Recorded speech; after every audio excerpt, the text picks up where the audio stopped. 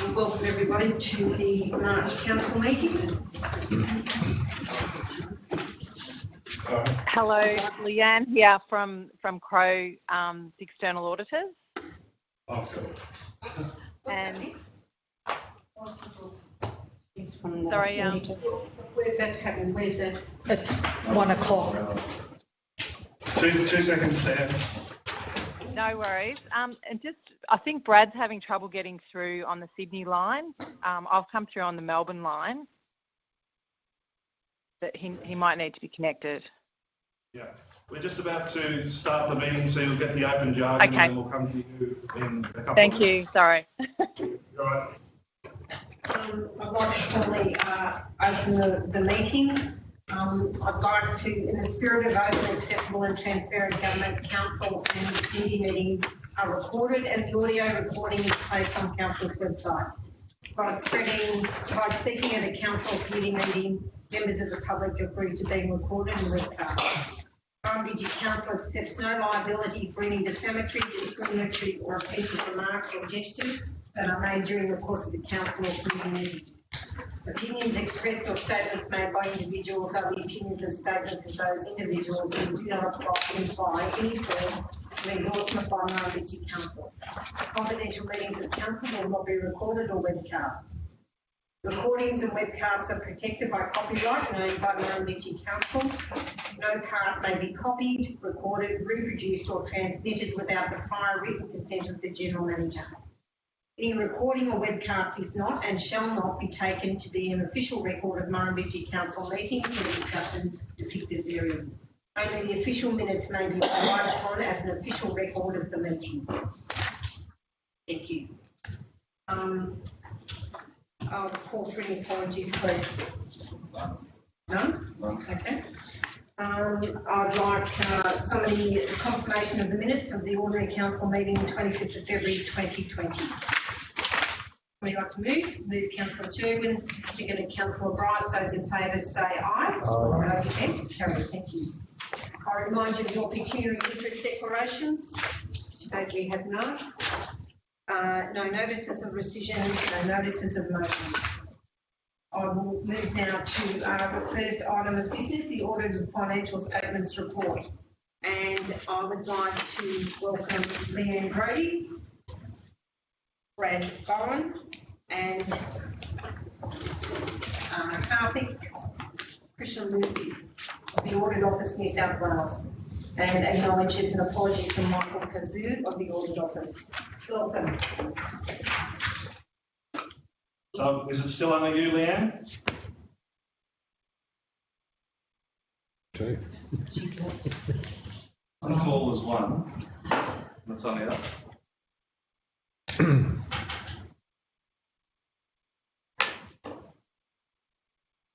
Hello, Leanne.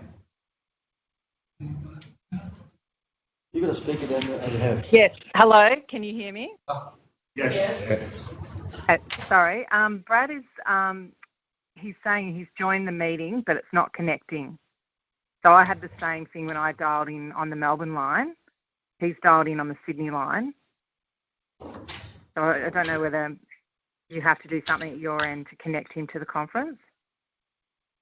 No, It's saying he's in queue. What's the sound? right.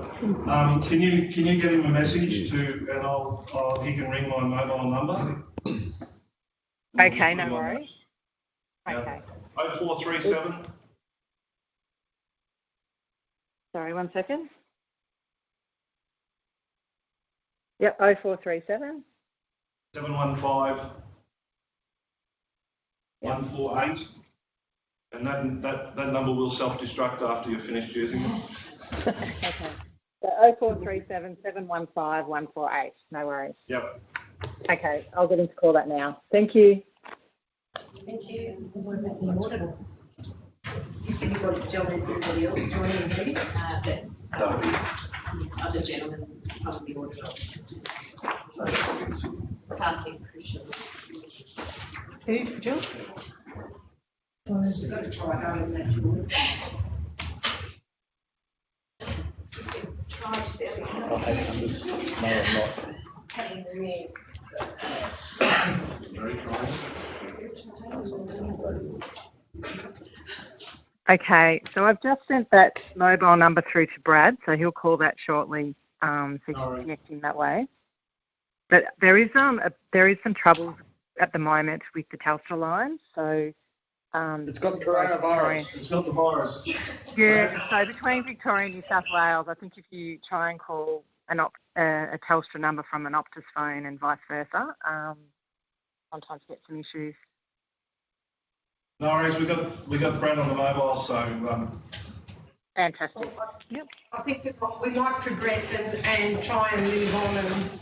expeditiously as we Excellent. can. Okay, excellent. Thank you. So we, through you, Madam Chair, we have no representative from the audit office. We know that. Yeah.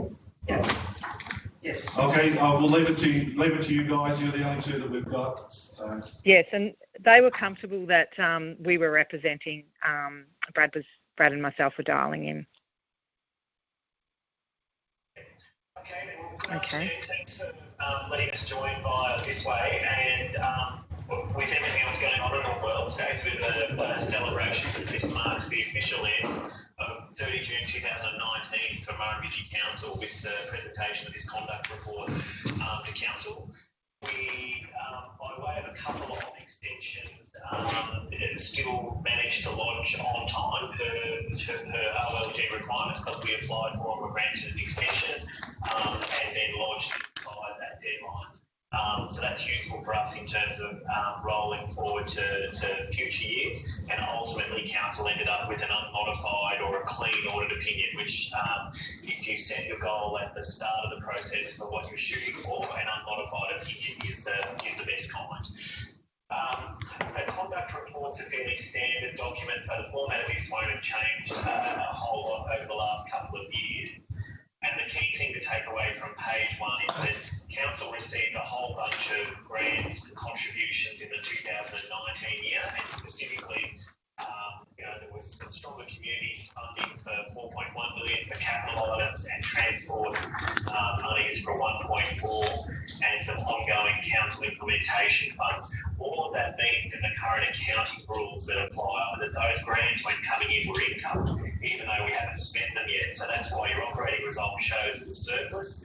And so what Council needs to keep in mind in future is, as we spend some of those, if they're on operational items, they'll come through the P&L directly, or if we spend them on capital items, they'll come back through the P&L via depreciation. And so we're seeing the positive side of it coming in this year, and then over future years we'll see the expense side. In terms of page two, there's some commentary around some key items in the profit and loss, but really the next graph item is the statement of cash flows. The key thing you would take away from that graphic is that Council fundamentally have got nothing in a financing activity space, which is correct. Council has, relative to its size, carries only 100,000 of borrowings. So that's relatively small when you compare that against your peer network. So what the graph is showing you in 2019 is that what would you say that is? That's the dark brown bar. You're saying that we're cash flow from operating positive, and then we're spending it on investing, and our investing is a combination of things, term deposits and then infrastructure, property, plant, and equipment. Murrumbidgee Council is more or less Council's obligation as an asset manager. The key asset you maintain is roads, and that road network you're continuing to invest and spend money on each year. The next page, which is page 3 of the conduct report, goes through your financial position. We're finding this is going to be a key item for everyone in the current environment that cash is king. And for councils, this concept of unrestricted cash. Through the third line, in total we've got 31.6 million of cash and cash investments. Some of that is externally restricted, 21.2, so that's traditionally your water and sewer funds that are restricted in that fashion. You've got some internal restrictions of 9.4 million, so a lot of that is going to be monies for grant programs, etc., that haven't yet been spent. So out of the 31.6 million we hold, only just less than $1 million is unrestricted. It's that number we need to make sure we keep above zero, because essentially that would be a breach of the Local Government Act, and we don't want to be in that space. So council do have some flexibility such that its internal restrictions really are dealt with by vote of council. But as we move through this next time, collecting debtors and making sure we actively manage our cash balances is a key focus for all businesses. And at 30 June, council had 991,000 of unrestricted cash. The next section really talks through some ratios. Now, these ratios were probably most popular back when they were doing the fit for the future type analysis, and then some of them have continued to hold on. They're still working their way out in the merger council scenario, whereby the operating performance ratio, because you've got so grant influenced in the current year, this ratio, and the next one, own source operating revenue, is below the line. It would be crazy not to take those grant funds on, which is giving you a negative impact on your second one, own source operating revenue, because in the absence of those grant funds, it would further deteriorate your operating performance ratio. So I would say council should continue its efforts to make sure it accesses the grant programs that are available to it and view these graphs on a holistic basis rather than getting too bogged down in getting one graph and the message it's sending as an isolated graphic.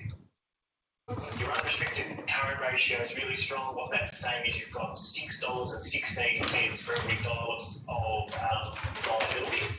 They're saying the benchmark is you should hold $1.50, so that gives you 50 cents of cushion, but council holding $6.16 of current assets compared to every dollar of current liabilities gives us the ability to say you can pay your debts as and when they fall due.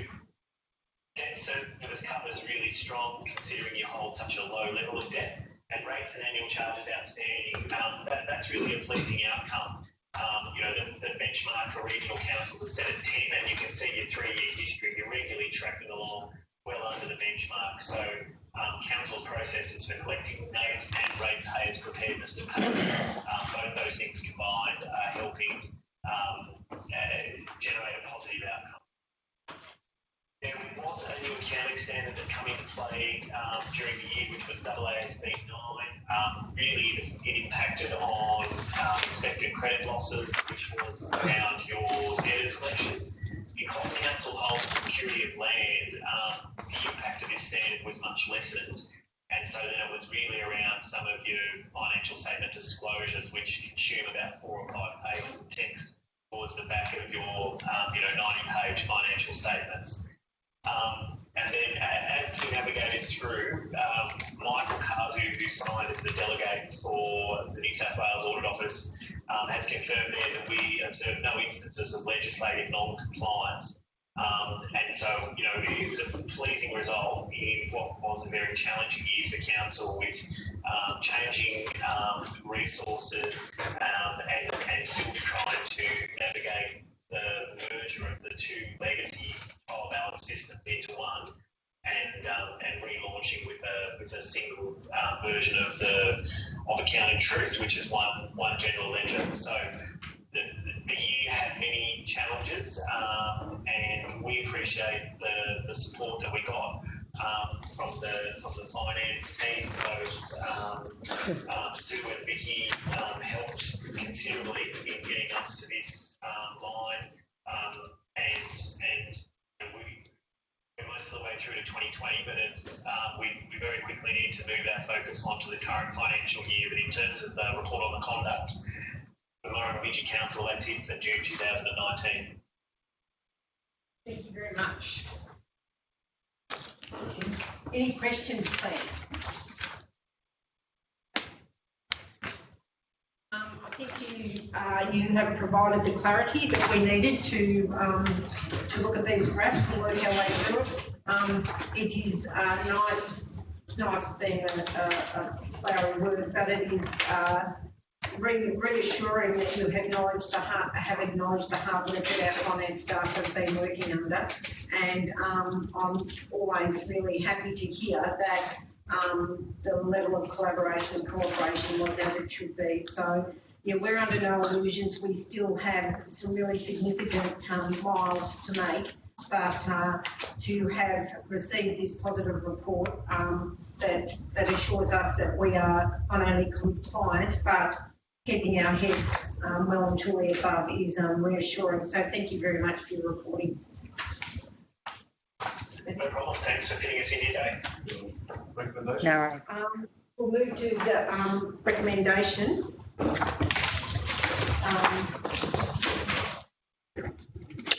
That the audited financial statements encompassing the general purpose financial statements, special purpose financial statements, and special schedules for the year ended 30th of June 2019 be adopted. Somebody move, please.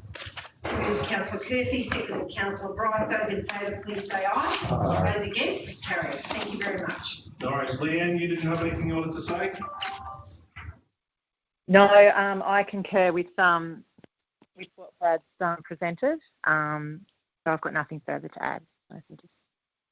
Well, we thank you both for joining us. You can drop off now and look, try and get to some normality with our hookups here, and we'll see you very soon, I'm sure. No worries. Thanks very much.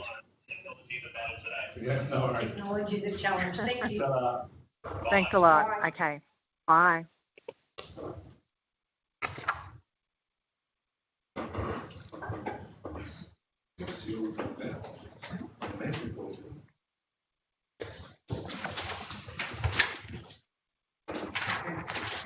We'll move to item number 1, the mayor's report. I'm assuming everybody's read it. Bless you. I have to play faith that everybody's read it. If I just move through really quickly, as we sit here and work today, the coronavirus is really impacting on us, and there's a huge degree of uncertainty. But as we alluded to before, I think council is doing their very best to support us as we move through it. And our job as leaders of the community is to encourage people to do the best they can to isolate themselves and remain well. The Drought Support Officer, Sam Starr, facilitated 2 mental health workshops at the Australian Rules Clubs to tackle your feelings nights. They were really well received. Murrumbidgee Council, through our Drought Support Officer, hosted the International Women's Day event in Murrumbidgee, which was really well attended by women from across the council footprint. The guest speaker was really good. The venue was just, and the food was frightful. But anyway, that's okay. That's a learning curve. Very good. There's no getting around it. There was no nice way of prettying that up. But the fellowship and the address we had more than made up for it, so it was a really valuable day to have. I attended the Ramjo Water Group meeting in Berrigan, and they have a draft water paper which has been created to put a position statement forward for our regional collective. That is now has been finalised, so that will come to us as soon as it has been released. 3 councillors attended the morning tea the Collinghamley Pony Club facilitated. They've done a great job there with limited resources, and it has had a multi-pronged benefit to not only our community but some people that were actively involved in it. So I was really pleased to see that council could be part of providing that opportunity for some people. I have been attending some water meetings that are looking very closely at these sustainable diversion limit projects in the Enco-Billabong Creek. We had an address or an engagement with David Clark, who's the project leader of the technical group. He spoke about exploring the option of perhaps replacing the weir in the centre of Jerilderie. It's going to need far more conversation and depth of information around it before you would even consider it. I said financially it makes no sense, environmentally and socially its positives would be negligible, and productively it would be devastating. So that was my take on the conversation. I think most of the projects within this project, this SDLAN project, will come up with the same scenario, but whether it's listened to will be the very challenge. We had another water meeting in Shilbury, the Yanko Community Advisory Group last week in Shilbury, and that is quite a large group of people. It is, they have a project team which we've been engaging with for 18 months now, and the reins are held by water, the DPIE Water. They've decided that we have a huge commitment. We have to attend lots of meetings. The feeling of the people at the table were if that was a commitment, then there should be a sitting fee for it. That negotiation has taken 4 months. They have decided that they may well move forward with that, but what they will do is they will cut out a few people that are giving them some grief. That will be most of the local government people at the table, and our community, the YACTAC, which is the major stakeholder group involved. There was a feeling of people at the table that they weren't altogether happy with that, but if we didn't accept that, then we were just going to get bogged down and the process would be even further marginalised. So that's where that's standing at the moment. They have over 50 identified projects, thoughts and whatever that have come from the community. They intend to roll out community engagement in the middle of May. That may well not happen now because of the coronavirus, but it's a laborious process that is challenging, to say the very least, and it's but my concern now is that it will go on hold, and then when we come back to the table, it'll be like taking 10 steps back. But anyway, that's the state of the nation. We had a MECAG meeting at the Brolga Hotel in Colliambley, which is our Economic Tourism Advisory Group. We had an address from Richard Alsop and Rachel Whiting of Regional Development Australia Riverina branch. They had identified their areas of advocacy across workforce development, skill migration, growing our own initiative, very professional services.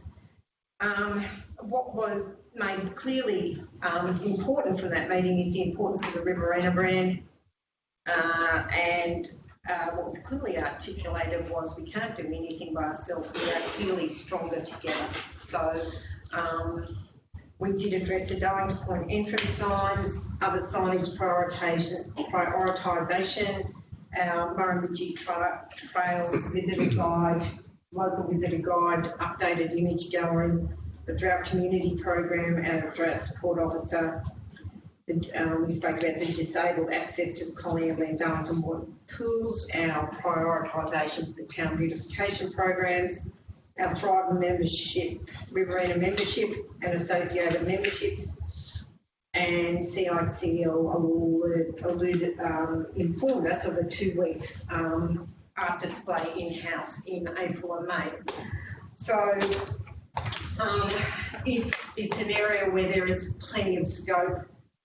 We hope to get some real runs on the board regarding these visitor guides in the near future. Apparently there is an expression of interest that's gone out for the imagery to be done.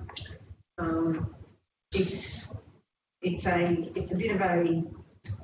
a good group, but there's a certain level of frustration at the progress or how we're moving forward. So we hope to get some good ones on the board with that in the near future.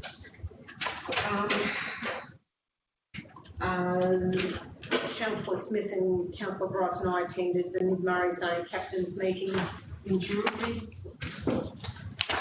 It was a debrief on a very challenging fire season and the lessons learned. While we were relatively unscathed, our volunteers have rallied and joined the effort to get these fires under control, and that was acknowledged and gratefully acknowledged. And as I said, no amount of thanks seems adequate. They spoke about training, PPE, plant replacement and upgrades, brigade funding and zone staffing. permit allocations, how they propose to roll those out to the future, roll call, and the address by CIS personnel, and they are the people who are engaging with and providing support, phone support, in people support to the people on the ground dealing with PTSD and things like that from the fire fallout. And on the 18th of March, John and I attended a Ranjo Health meeting, which was facilitated in our council chambers. We had the Chief Executive of Murrumbidgee Local Health District attend and spoke about the GP shortage and the innovative rural generalist program that's been embraced and rolled out. The collaboration that is required of the primary health networks, especially around mental health. She spoke of a few programs I've never heard of, rollout of the My Step to Care program, which is end-to-end care, so you're not just partially cared for or involved with, different access line to the crisis lines that are out there now, and a better ability to able to manage and attract staff. Acknowledged how aged care is such a huge part of our health service delivery, an expected growth in this area of 35% in the next 10 years. While there is that end of the spectrum where the growth is, there's also a significant increase in the 0 to 10 years figures, which is not always acknowledged, but it is there. Concerns around Murrumbidgee Local Health District sites being the default providers for every service required after hours, and the EDs just cannot cope. Drought discussion, the Murrumbidgee Local Health District has 5 farm gate workers that are exceptionally busy and 3 bushfire specific clinicians. We had a large conversation around COVID-19. The protocols are in place. It's vitally important that we listen to the public health communication and the preparedness plans. 4 wellness nurses being rolled out across the Murrumbidgee Local Health District, Denilton, Wheaton, Griffith and Corolla, and recurrent funding for the Towards Zero Suicide Prevention Program the Way Back project. Primary Health Network has a Beyond Blue initiative, and there's a $4.6 million upgrade for the Denilton Hospital, which will include a state-of-the-art scanner. Any questions? Councillor Smith. There's going to be an MRI. It will be And when do they anticipate the upgrades will commence at the... April. That was last week. Maybe not this week. Maybe April in 2021, because we don't know, but that was the proposed start date. Any further questions? No? Somebody like to move? Move Councillor Sherwood, second Councillor Smith. Those in favour, please say aye. Those against, carried. Thank you. Go on to item 3, please. Thank you, Councillor Crane. Just quickly run through. We've spoken a bit this morning about item number 1, COVID-19. We've spoken about number 2, the projects to go through, and number 3, the organisational review. Forget about item 4. I don't particularly want to go to Mackay and be locked into Queensland for 14 days, and come back to New South Wales and be closed down for 14 days as well. So where I have fun. And my sister made a call the other day, and I just relayed it to my mother that she's been told to stay in Jerilderie until we tell her to go. So she was happy with that, so that was okay. So don't need to worry about any of my leave or anything like that. I'll be staying here along with you guys. It should be fun. Just a rundown which you can read of all the different little bits and pieces that happen throughout the month that I sort of touch on and speak about and things like that. What's going on, the same with human resources updates and the media and communications updates. Movements, as I say, have slowed down. The conference in Canberra has been cancelled, so that's gone. The employment seminar, we cancelled that. Audit and Risk Committee, venue to be confirmed, but it might be over video link for people staying at home. We'll work through all of those things. Traffic Committee may be the same thing. Ramjo meeting on the 13th of May was in Sydney, then it's in Albury, and it could well be via video as well. That's an essential meeting because that's going to be the day we pass the budget for Ramjo moving forward, and that's in another space entirely, which about the continuation of that. And I don't know about the Ramjo General Managers meeting, whether that'll go ahead or not. So just those things. So the only, any questions? Mr. Smith? On page 14, your human resources training, the comment was generally supportive feedback. Was there some that didn't value it or didn't get anything out of it? Or I've heard a lot that spoke highly of it and everything else like that. This was a mixture of operational staff as well as administration staff and managers and everything within there. Generally supported. I think that's just it wasn't. There may have been one or two people that thought that they shouldn't have been. That's all I was going to say. But I dare say everybody got something. Got something out of it. Are you also unable to speak to the grievance lodge comment? At this point in time, I'm unable to speak about the in an open forum. Yeah, John, on page 13, with your list of things you're getting to, you've got the Collie Hamley Hall and office. Yep. You haven't made any reference to the Cotton Main Street plan. That seems to have disappeared for a while. It hasn't disappeared. I haven't put it on. So can you put that in and I'll put it on back this, to the next on this meeting? list for you. Yeah. Please. So just to give you an update on the Bromley Place, the people we were working to with their solution,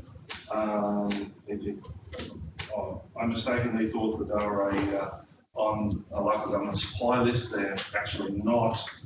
So we're actually formulating a design and construct tender package for something very similar.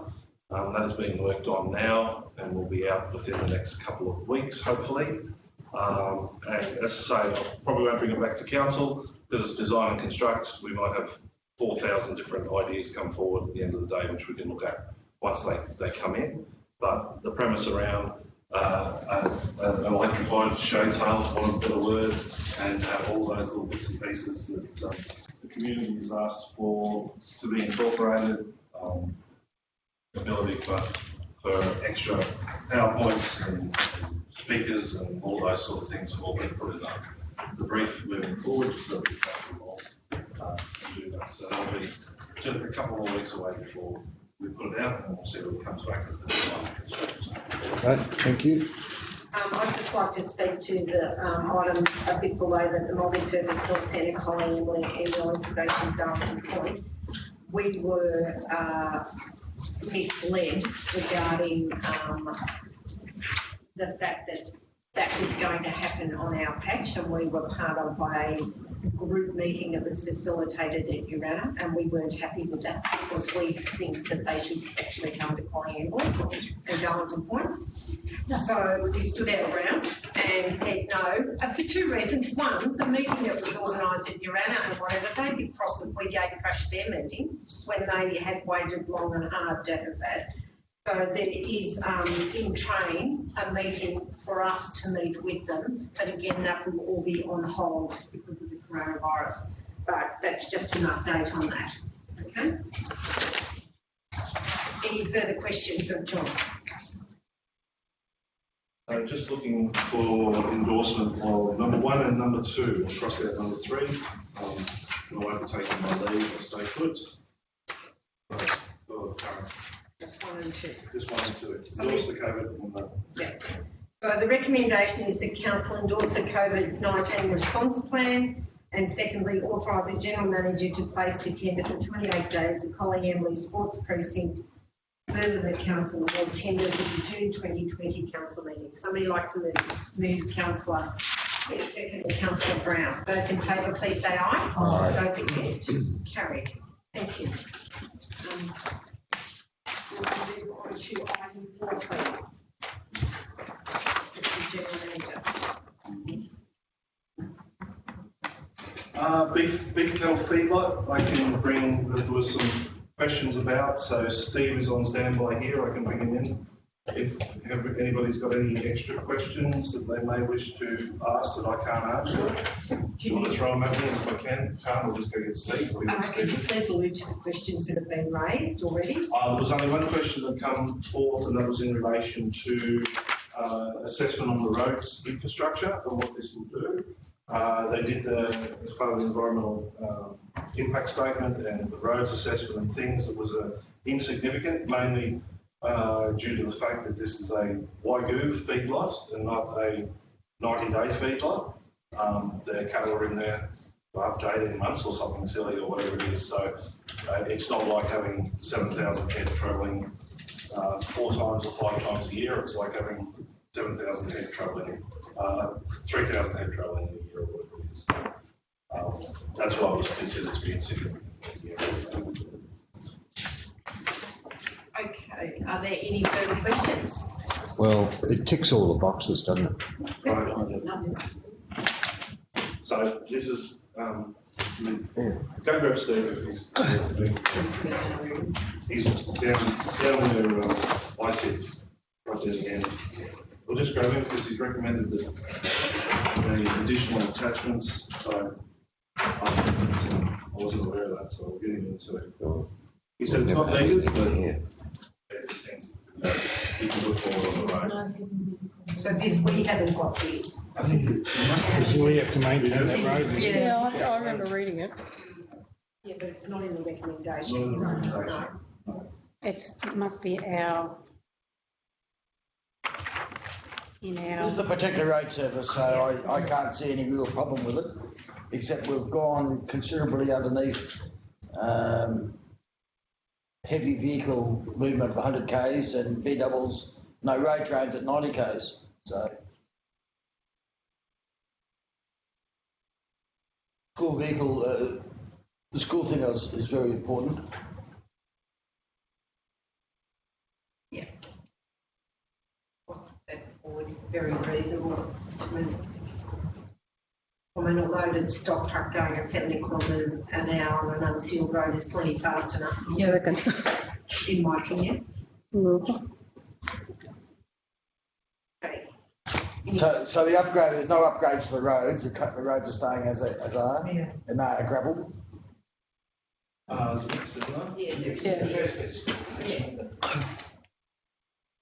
And I think where this is positioned, they may even they could probably duck south as well as go through. Well, this is the problem when I go out and get an approval for my truck.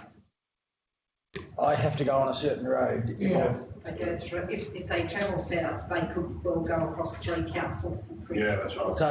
So therefore they should have a designated They road. should have a designated. So I got pulled up by RTA last week because I had a wide load. I was pulled up at Miranda and they said nothing wrong with the road except I had too much bling on the truck.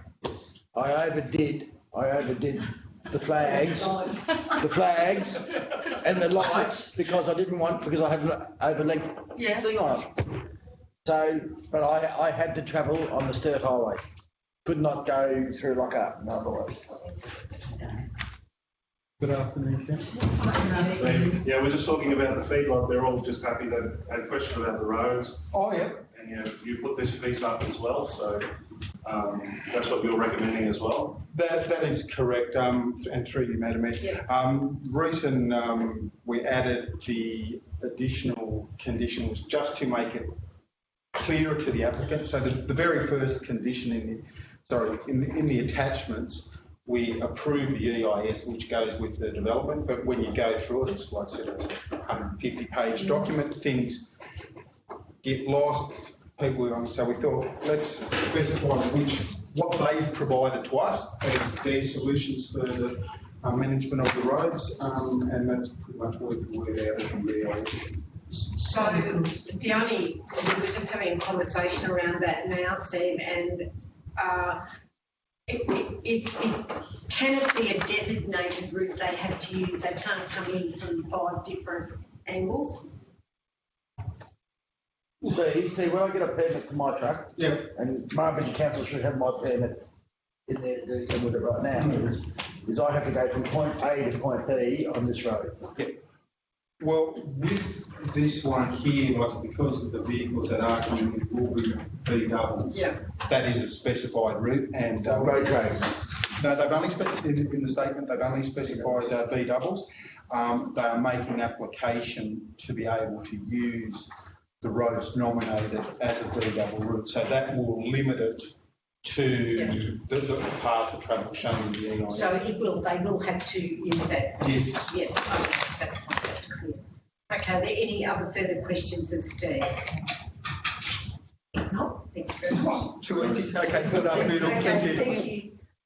So if there's no further questions and no further comment, we'll put the recommendation and that will read. Yeah.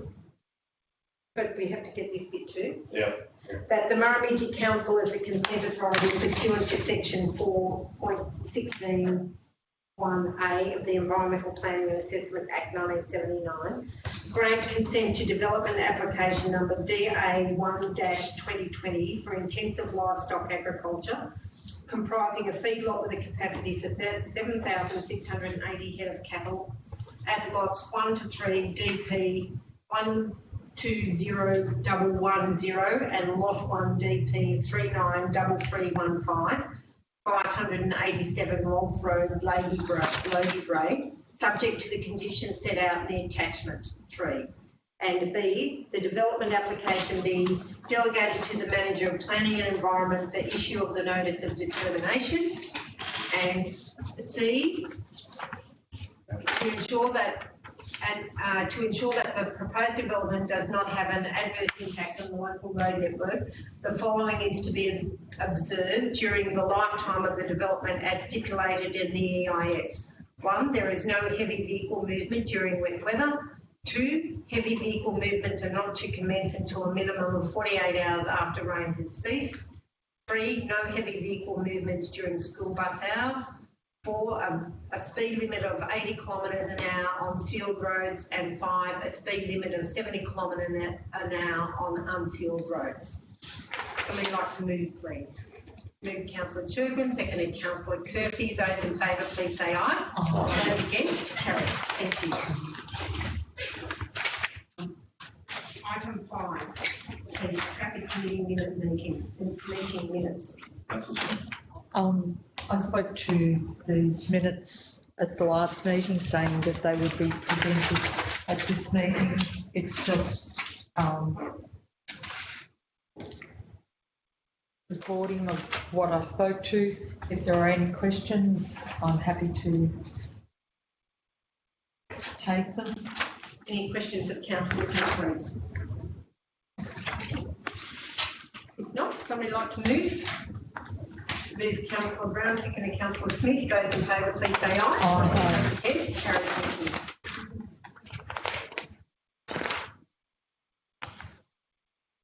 Just ask the question. That was a planning for development one. Do we have to record those in favour, those against? Yes. So there's Everybody was in favour. everybody was in favour of the, yes, okay. Okay, the minutes of the Australia Day Committee General Meeting, item 6.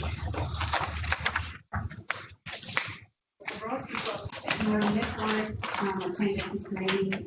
It's the last meeting before the next event is organised. It's a rundown of the monies to show that there was a small profit made, which is fantastic.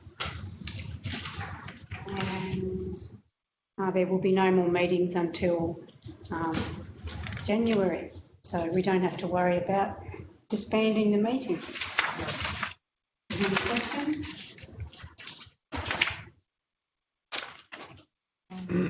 just like to make one comment, was that the Murrumbidgee Australia Day Committee received $500 grant from the Drought Communities Money, which was very gratefully accepted. And if you look at the bottom line, it made our bottom line look quite good, because otherwise we run very much on a shoestring. So that's just a comment. Any further comments or questions of Councillor Bryce? If not, somebody like to move? Move Councillor Bryce, second Councillor Kirk. Those in favour, please say aye. Those against, carry. Thank you. Item 7, please. Thank you very much. The new highway report task force. With the reading of this is that even with the inland rail, the amount of traffic on the new highway is going to triple in the next 15 years, even with the inland rail. So, very important project to have these overtaking lanes and other infrastructure done. What John did stress was that we must have separation between inland rail and the new highway at all points where there's a crossing. Any questions?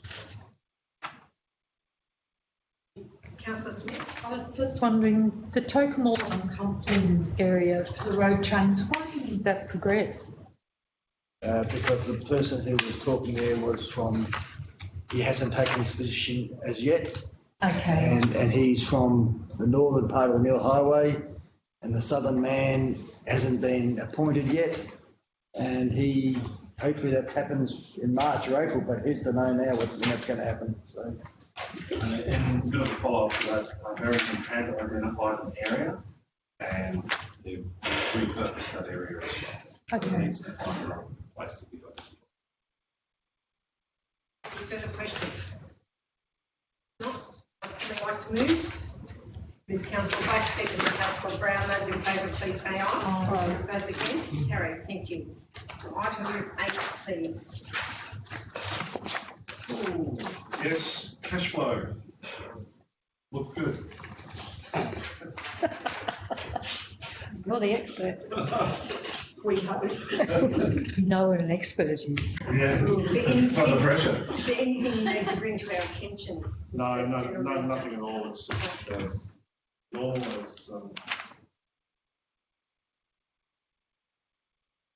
Are there any questions of the GM? I think they'll waiver all our fees No. and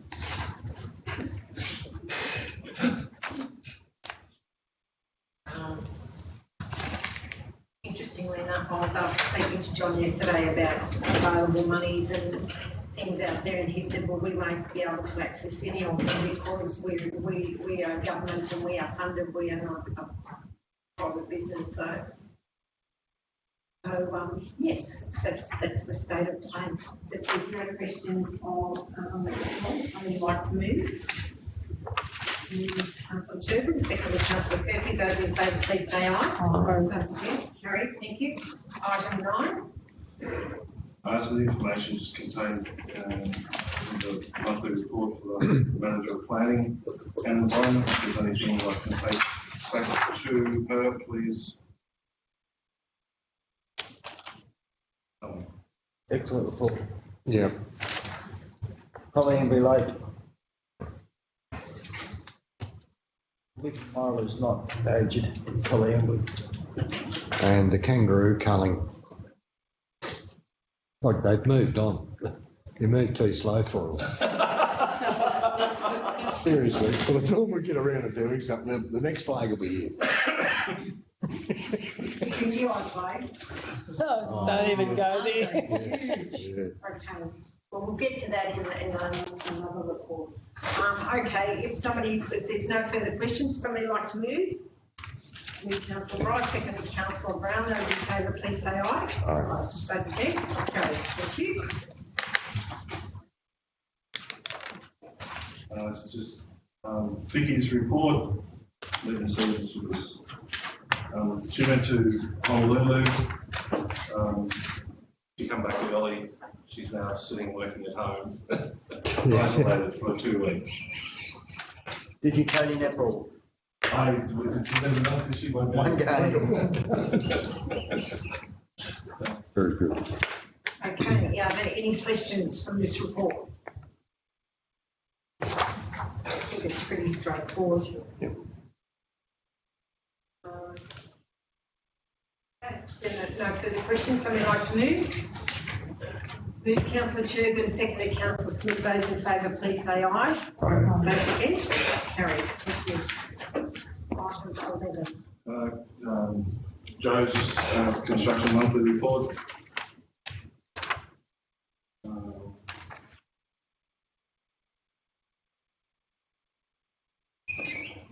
So we can identify on number 1, the fixing country roads, that we were successful in receiving a grant for what was $1 million for the Channel 9 road.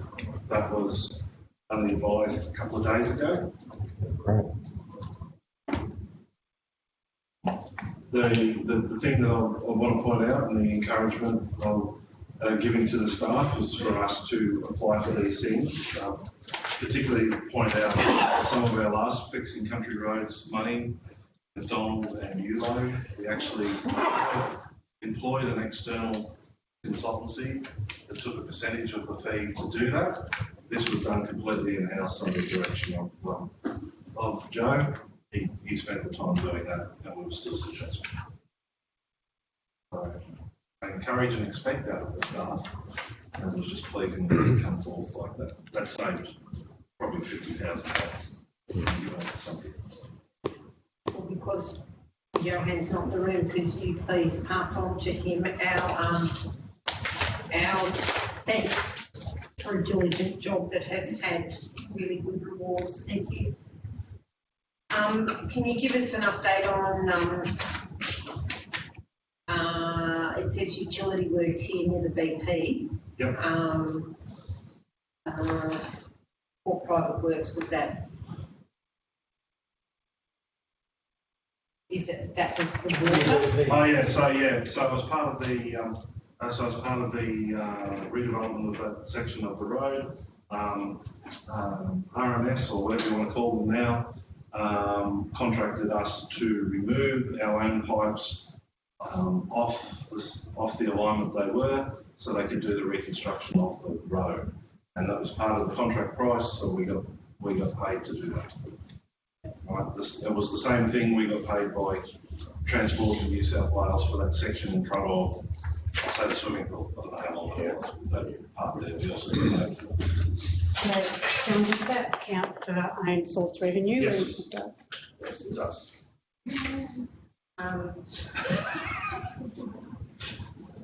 Just wondering where, if Joanne had heard anything more from Zeros Piccolo, and when they will get likely to get plans back.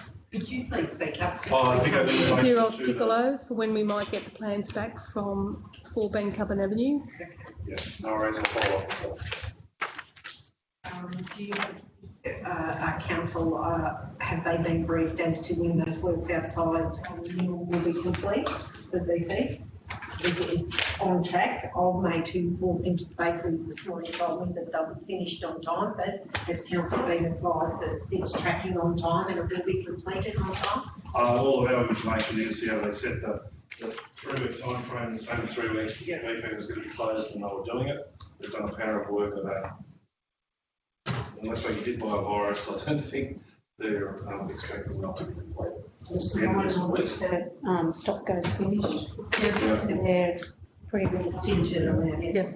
And where are we up to with the $1 million spent for the concreting and fabrication works for the first lot of drought money? Is that being completely acquitted, or are we still doing works?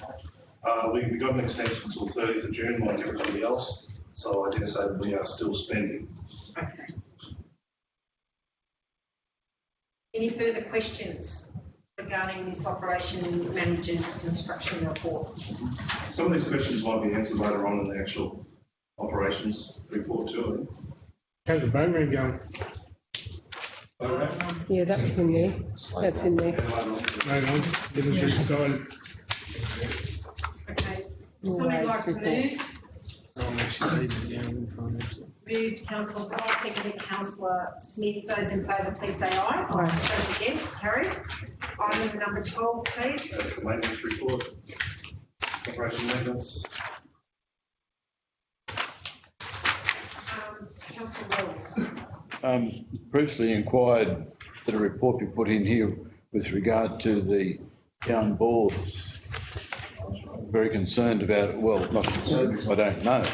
But I'd like to know what the current drawdown is on our boards. It's in here somewhere. Sorry? Report. Yeah. Written in there. So this is, we've broken it down, might be a little bit confusing, but council's asked for individual managers and myself to give the breakdown of what we do and what we touch in the year. And so these are things, and then we've also got the operations report, which is later on, I do believe it's in.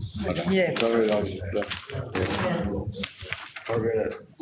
I read it too.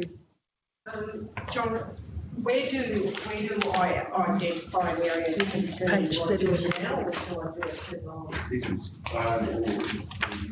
identify concerns anyway, and then I'll make sure it's the right place. Well, I'm sure you will, because we've already had the discussion, but I would like to voice my concern about the state of the cemetery of Murrumbidgee. Yep. It is neglected and a very poor presentation to the public coming into our community. So I'd like some love and attention to be addressed there sooner rather than later, if that's possible. Okay, any further comment? Councillor Brown. Yes, under Colliamley Depot redevelopment, and I think it was 6 foot.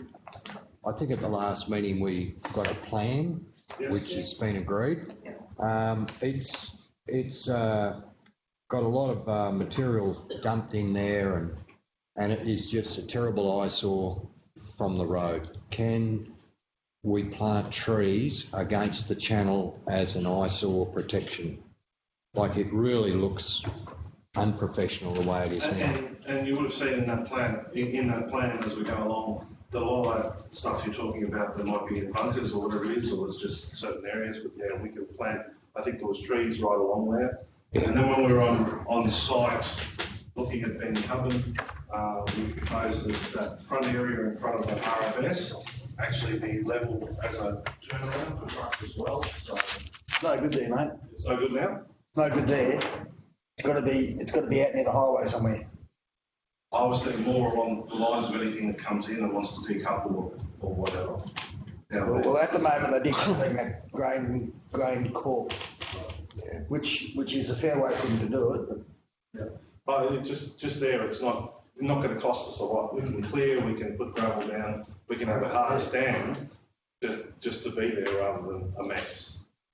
But anything that highway related, they need something on the highway. Yeah. Because it's close to 100 k's either direction before they. It's just all the jewellery. It's the only place they can really have a decoupling thing and stay on the highway. Well, thanks, Councillor. Robert, when Traffic Committee, when they were talking, is that not part of their... Yeah, it hasn't progressed anywhere. No. But it They haven't got any didn't- money. They haven't got any money on the Kidman Way to give us money. But they stipulated that they'd drawn up a plan that says every 100 kilometres. Yeah, and then you go to the New Highway Task Force and they have no wish or desire, because he's the same person who's in charge of the Kidman Way, of spending money on the Kidman Way. It's not even recognised in the RMS's strategic plan. Because they want to take everything up the middle. Just while we were talking about cemeteries, I'd also like to mention that we need some serious attention to the big eyes at the Colliamley Cemetery, because they were doing so well, it looked like green carpet when we arrived there last week, and they're on huge growth promotions. They were growing before our very eyes. I don't think I've ever seen cat heads that have gone to that before. That'll come up here. We did that deliberately to keep the bloody kangaroos out. Now, Well, I don't think get rid of that, we'll have the kangaroos. Just can't keep nothing. Well, Christine, I don't think I've seen Colliamley Lake or Lake Brolga, but they're three weeks in a row. So if we can just add that to the, yep, then we can. Any further questions? If not, somebody like to move? Move Councillor Black, seconded Councillor Brown. Those in favour, please say aye. Yes, carried. Thank you. Item 13, please. Asset management reports.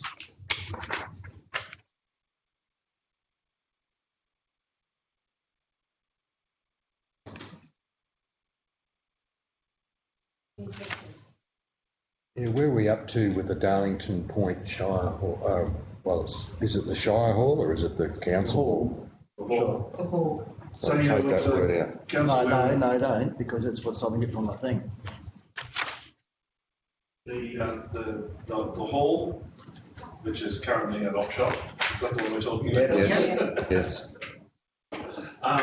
Yeah, we've got money for it. We've had the structural reports and things like that. Unfortunately, the structural engineer come out and said our recommendation is to remove those little things over windows, Oh, yeah? right? And I said no. Good for you. I said, you get up there, and I said, if you're scaling the concrete back and you're finding things, and at the end of the day, you've got nothing left, that's fine, but if you have a look, whenever it was, I said, Rod, it's probably before your time, they've already been up there, they've repaired things and things like that. I said, take it steady, go back, we've got time, just spend it along, and recover as much as you can in its original pristine. So that's why the fencing's up at the moment, and I know they haven't been up there for a while. I have to follow up on why, and what they're finding out is they're scabbling back and finding solid concrete before they start patching back up.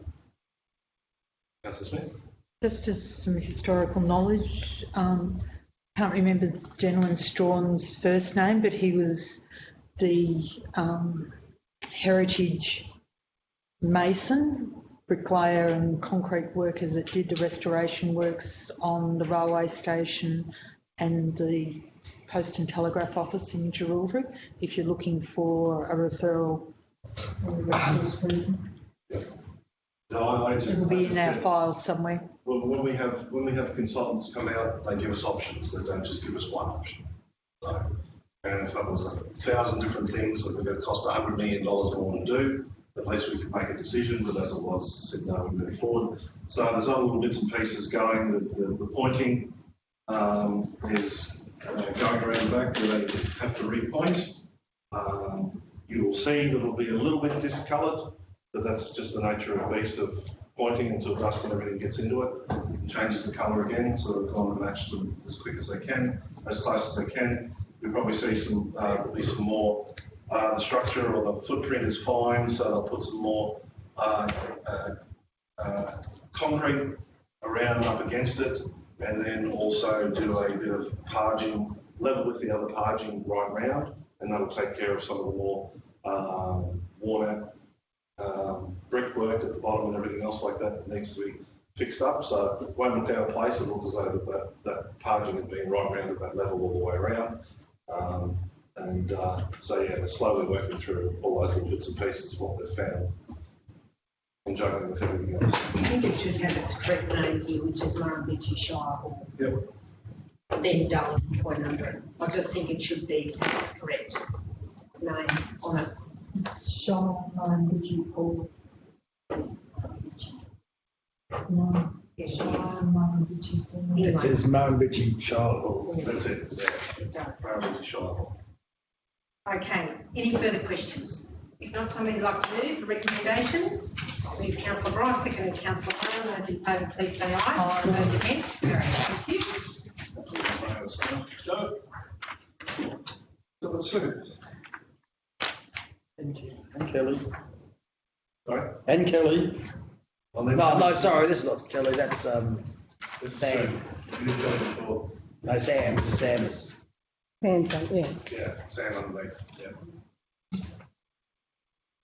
I would like to clarify that the event that was organised, there was nothing wrong with the event organisation of the Women's Day. It was the Choice of supplier. venue and the food. Yeah. And that wasn't totally in Sam's control either. Sam, the individual. Yeah. Any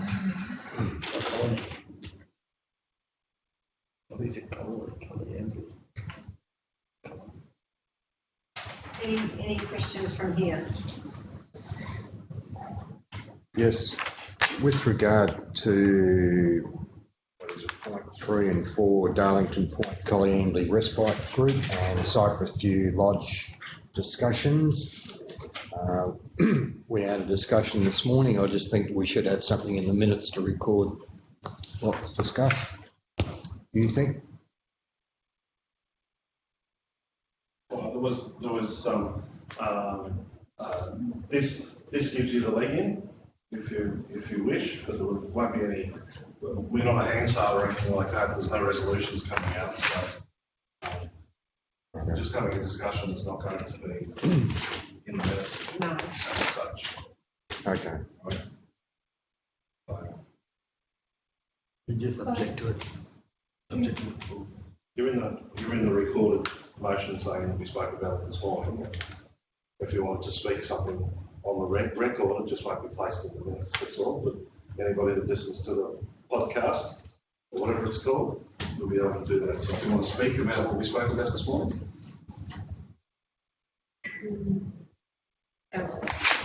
Councillor Brown, do you want to? Not necessarily, but I think maybe somebody could. You could summarise it, please. Just this discussion around respite. I thank you very much for the question, Councillor Brown. That we on the day after the council meeting last time, did a letter up for all of the clients, which was hand delivered by Sue to both Colleen Embley and to the Darlington Point Respite groups, just as a precursor, so they didn't hear it directly from a Chinese whisper or anything else like that.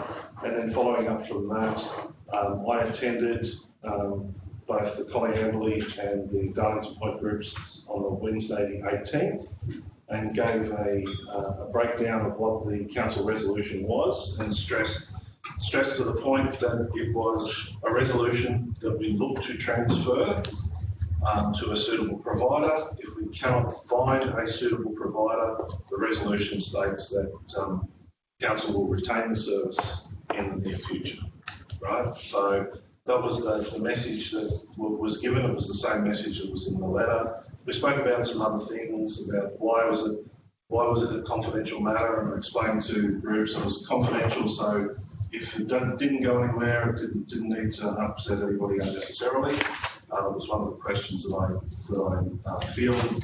They asked questions on why we're looking to transition. It was very open, and it was budgetary considerations. So I also mentioned there, if at the end of the day we can't find a suitable provider, we need to find ways to cover shortfalls or get another source of revenue from somewhere. In relation to that, I don't know whether there was anything else that councillors might have heard that they want to speak on the record. I'll just make one comment. I would like to make it very clear that council acknowledges the level of anxiety and lack of certainty around what appears to be happening for the aged in our community, and I would like the public and our aged community to be very sure that council will always act in their best interests. It's not our intention to do away with or minimise the service. It's our intention to find a home for these services to be auspiced from, so that they are sustainable and have longevity into the future. I also spoke about the time frame that I was working for, and I said it was around budgets. So we need to know by May budget time whether this program is still going to be within our hands or with somebody else. So that's why we're working feverishly to have that known by that time, if we can. I said we're only working on it now. If we can't find somebody suitable, it doesn't just hang over the heads. Somebody suitable walked in the door in 6 months or 8 months' time. I said that would require a completely separate resolution to council moving forward on that. So if we haven't found anybody within these next couple of months that's suitable that we can transition to, then council will continue on with the service, and it would be subject to another resolution if that suitable provider walked in the door at a later date. Yeah, in this report here, it details the amount of home modifications, home maintenance, community transport, Meals on Wheels, and it's a really vital service to those members of the community. I think that management should also be looking in-house if there are some other available funds or grants available to employ a specific worker for this particular group, and if there are any government grants available to assist with this. I was looking through this drought support officer's report, and it says here that I've been assisting various organisations with grant funding. I was not aware that Sam had that as part of the brief to assist organisations with grant writing. Anything to do with the drought or anything else like that? Well, I think we need to publicise that because I'm not aware, I was not aware that was an available service for our community people. So can we do that, please?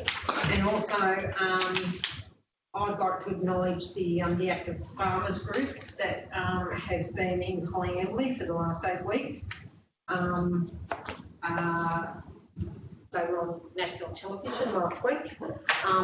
But what a great initiative, and the numbers were very encouraging. So it was a really good initiative, and good on the community for stepping up and embracing it. It was a good thing to do. Any further comment? No, somebody like to move. Move Councillor Stevens, seconded Councillor Rice, has in favour, please say aye. That's against. Item 15, please. Kelly, the second's report. Any questions?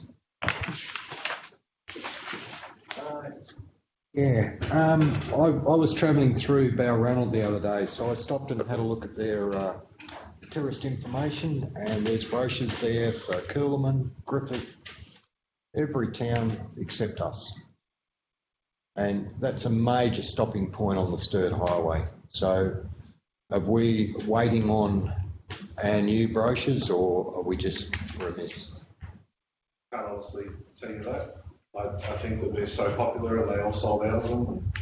No, I don't think spot we've had for them for them. They've been in the process of being developed. But 12 months, Yeah. they don't, it's not even a draft form. Yeah. So that's the answer.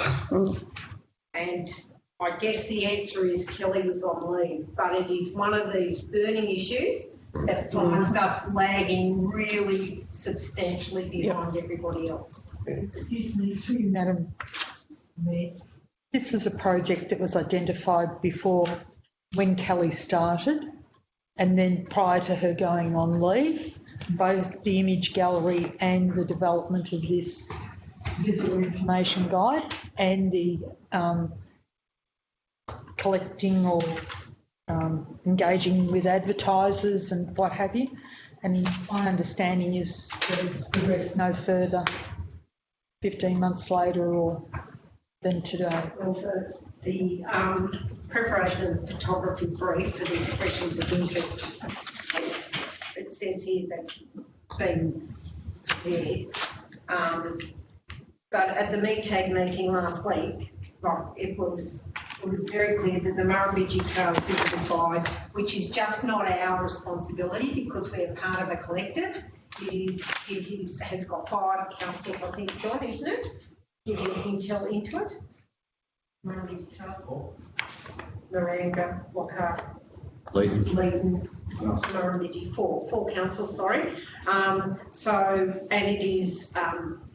it is being revisited often because it is probably going to be a high level product of what we're trying to get to the table.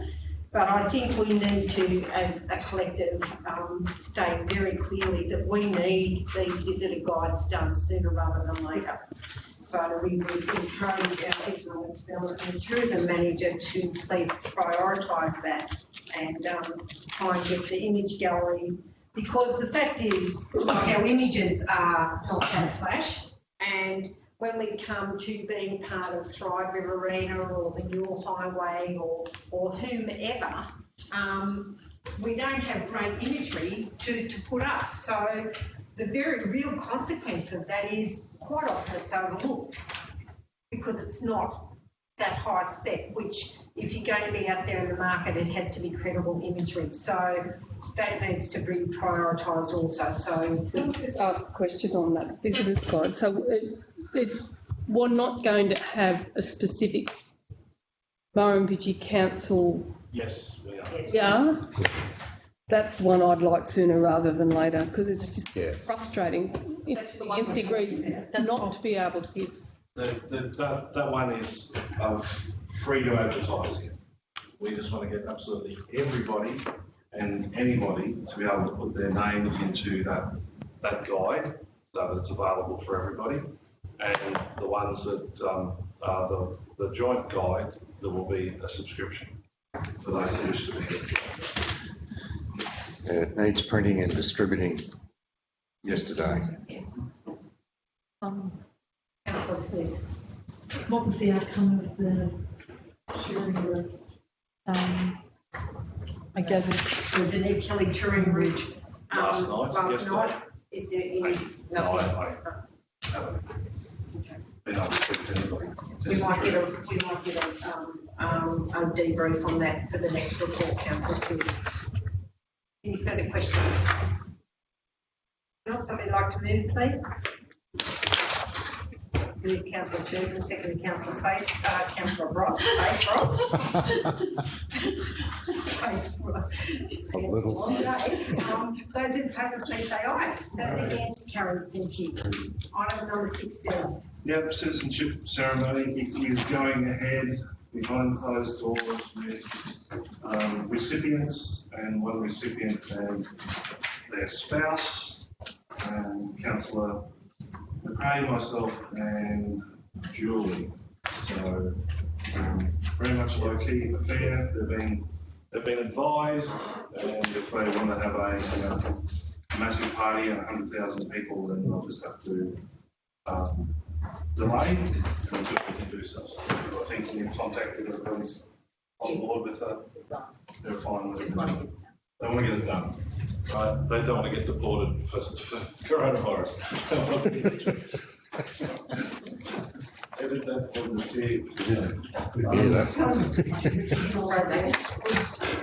Somebody like to move Councillor Bryce into the Councillor Smith. Those in favour, please say aye. Those against, carried. Thank you. Item 17, please. That's just under delegation approval for the clothes, the fence shed and the health meeting. Somebody like to move Councillor Black, second Councillor Brown. Those in favour, please say aye. Those against, carried. Thank you. Item 18, please. Biosecurity report. If you've got any questions, I'll have to take it back. Only the biggies. Councillor Yes. Brown. Oh, come on. Well, it says here we sprayed the ogres for carkey weed and cathead. Well, they've got to go back and spray them after the next rain. And on the eastern side of the swimming pool is just covered in carkey weed, let alone the entrance to town. So I'm not here to tell people how to run their job, but, you know, we've got to have some sort of an effort put in. Or do we get a contractor in? Oh, it's frustrating. It really is. And it's not just there. It's everywhere. It's like all our bike paths have got cat heads going onto them, which is useless if you're riding The road's good. It's wide enough too. So, Councillor Brown, you would like us to have a greater level of vigilance Yes. regarding the active weed Yes. growth. And particularly Carkeewin and Bendigo. yeah, and I note that they pulled extra people in because of the extra rain to get the job done because it was overwhelming. But I think by the time they got around to it, they were already overwhelmed. When it rains, you look and then you go and spray it. Thank you. Thank you. Okay, any further, Gavin? Sorry. Yeah, also, bring it up every time, is along the rock wall for when you're looking over the bridge and looking at the top, it's always, they go and clean it, they spray it, the weeds die, and then they don't touch it again until it gets brought up at council. That's the first thing you see when you drive over the bridge, is the top of that levee bank, and it looks bloody terrible. So No maintenance done on the door. that's behind Victory Park. Yeah, yes. Oh, yeah, where the retaining Yeah. on your vote on these issues of concern. Thank you. Any further comment? If not, somebody like to move, please. Move Councillor Brown, second Councillor Gilbert. Those in favour, please say aye. Aye. Those against, carried. Thank you. Works in progress. Should be some answers at the end for some of these questions we've had before. Page 76, bore coverage. The second line, it says bore coverage. Bore 1, 0.23 metres idle. Bore 2, 23 metres coverage when idle. Colambly 21, bore 1, 20 metres when idle, and running at 15 metre coverage. So all these are excellent. They're all in excellent situation. I'd like to know what the actual drawdown was though. It's at 23 metres, and you lose 7 metres. Okay, you lose about 7 or 8 metres. Colambry is losing 5 metres, so you've got 15 metres above pump. Maximum, minimum 15 metres above pump while they're running. More like 18 metres. Say that again, please, Robert. Well, these levels are depth above the pump. Yep. Not down the hole, it's depth Yep. above the pump, and it's got 23 metres in Darlington Point. And bore 1, Colambry is 20 metres above pump when the pump's running, it loses 5 metres, 5 metres of drawdown. And bore 3 at Colambry, 31 metres coverage, and it comes back down to 22 metres, which is I'd say something very similar depth to the 15 metres, slightly down deeper. Bore 3, it's good. Okay, any further questions? They will cavitate at about 7 metres, 6 metres coverage. So you've got 10 metres clearance of cavitation. Cavitation is when cavitation does happen, the oxygen in the water, because it's sucking air, will severely corrode the impellers, the brass impellers. Councillor Smith. On page 72, the widening of the Murrumbidgee Road, it's been widened an extra 2.3 metres. I was just wondering what sort of additional maintenance costs have been bringing us onto the road through its widening. I've got no idea, but I would imagine it is, it could probably only enhance the usage of the road. Yeah. With spreading the load, but it's also ensuring that the rough places you find being are minimised because you've widened it. So, yeah, but it still then increases what our maintenance. Yeah, but, Yeah, well, yeah. I'm assuming we got funding to do that. Yes, But then there's shadows if you don't. The funding would, The funding might cover our maintenance of it though. well, it would in as much as the maintenance that was required before we attended to it would have been greater than the maintenance afterwards because the maintenance has been attended to. Yeah, Sorry, that's very Irish, but it made sense to me. well, it was so narrow that the truck tyres were on the edge and it was just breaking away. That was the point I was making, so. Yeah. The long-term, so we're actually improving our long-term maintenance requirement and cost. Yes. We are attending to the maintenance of our asset, which we don't have a choice about, and I guess the cost is an associated cost which we bear. Hopefully, in the grand world we aspire to live in, into the future, there will be greater road funding available to attend to our asset, but we won't hold that. Any further questions? Yes. Councillor Brad. Last year we had a problem with a lot of the access to farms not having culverts. We're heading into winter. We haven't had a wet winter for several years, quite a few years, but we never actually got a report back on that to tell us who was doing what and how we were going to go about solving that. So I just wonder if that's relevant. And Councillor Kirby, did you notice the bit at the bottom there about the Darlington Point Road grant, where the infrastructure has started? Set out the works with the surveyors. Couple of pigs. I'll go and have a look. Thank you. No worries. Just a little confused with Bellberg Street with those timber benches when we don't have any timber benches on Bellberg Street. But it doesn't matter. Have we got any benches on Bellberg Street? No. What about someone's backyard? And the Curlew Park shade structure over the plate equipment, there was already a big shade structure over there, whether they meant to go and have a look, whether they're putting one over the swing set that was out a bit further.